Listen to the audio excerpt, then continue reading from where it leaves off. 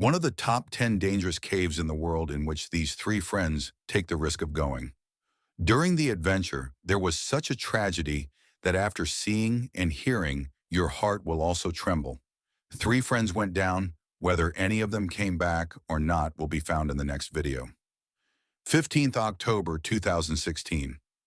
When Eagle Nest Cave sinkhole, which comes under wildlife management in the place that is located in Florida, there are two experienced divers, Patrick Peacock and Chris Redenmayer, who go to this cave with their friend Justin Bluckley, and the distance from the surface to the cave was so much that first they had to swim about 50 feet in the water and go down. Let me tell you that the length of this cave is about 1.5 kilometers, and its end point comes down to about 350 feet. After the cave was not closed, a large board of wood was placed at the entrance on which all the warnings were written, and this cave was proved dangerous. And 50 feet below, where this cave starts, a board was also placed there on which there were special warnings not to go ahead of it. Let me tell you that a child and his father have already drowned in this cave. If you want us to bring a video on that topic too, then do comment. Two of the three divers in our story were complete experts. Both of them knew that going into this cave is equivalent to challenging their death.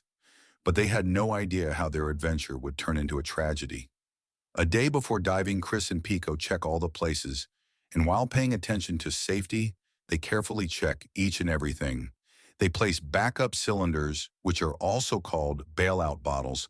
They place 3 cylinders at different places, which are placed at 3 points, 20 feet, 70 feet, and 120 feet last point. And these cylinders contain oxygen, nitrogen, and helium, which can be used by divers in emergency. Eagle Nest Cave is special because it has 3 endpoints in which there are many small rooms where these divers can rest. And their first task was to enter the upstream tunnel.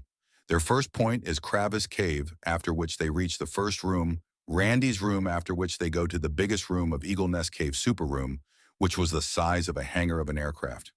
Immediately after this, Chris and Pico take a big decision in which they try to go to the downstream tunnel, which was exactly opposite from here. After this, Blakely, who had very little experience of diving, decides to stay near the surface. During their group meeting, they keep a point where if there is any incident, then immediately after that, they will meet at the main entrance point at 3 o'clock. Underwater scooter, backup scooter, and rebreathers were in the dress of these three, which are very advanced things for diving. And before going to the downstream tunnel, they checked the time and depth in the diving computer, which was in their hands. It was 2 o'clock at this time, and they had about an hour to reach the main entrance at the meeting time.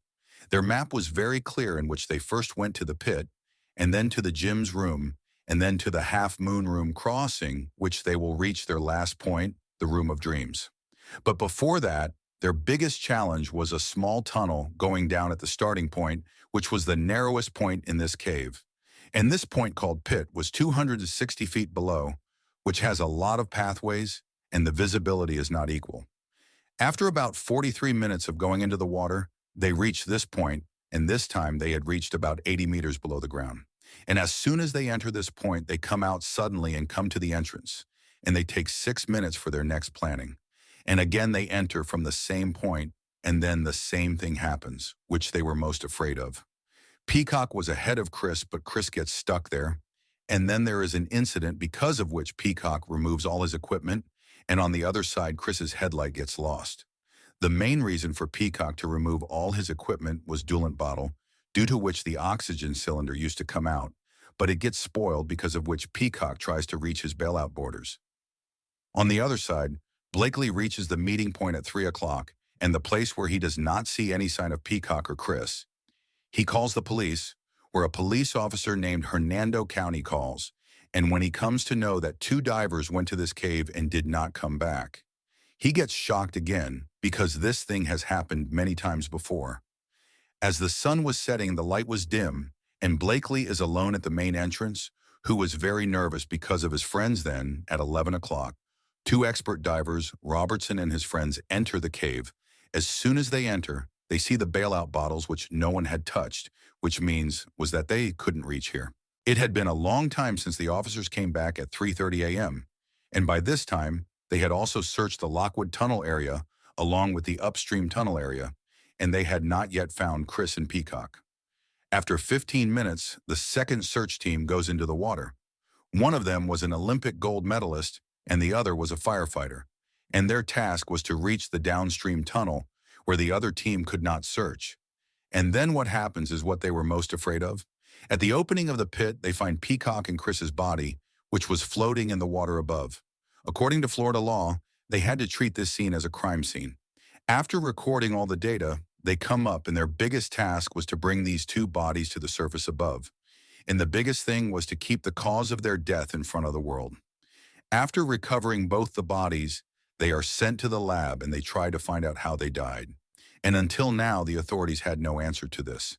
It seemed that their death was a mysterious mystery. But then what is told by the authorities, more questions are asked after that. On the other hand, the rescue team again reaches the place of the incident to find out the cause of death. And their biggest task was to find the missing gear, which could have made it clear what had happened inside. After spending a lot of hours by the rescue team, a lot of things are found below. All the gears are investigated, and they do not get any clue as to why both the divers died. Because during the death of both, all these things were in working condition. According to the reports of the Ines Society, Chris and Peacock were wearing all those things that were suitable for diving inside the cave. After this, the police reach the expert of scuba diving.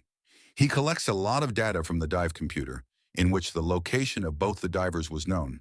But even after this, they do not get any clue. On the other hand, the forensic team was also still failing to find the main cause of their death. All the media in America was talking about this mysterious death, the main reason for which no authority had been able to tell yet. And the main reason for the death of these two has remained a secret until now. If you enjoyed this video, don't forget to like, comment, and subscribe to the channel. We'd love to hear your thoughts. What did you enjoy? And how can we make our stories even better? Let us know in the comments below. And if you loved it, share this video with your friends. See you in the next one.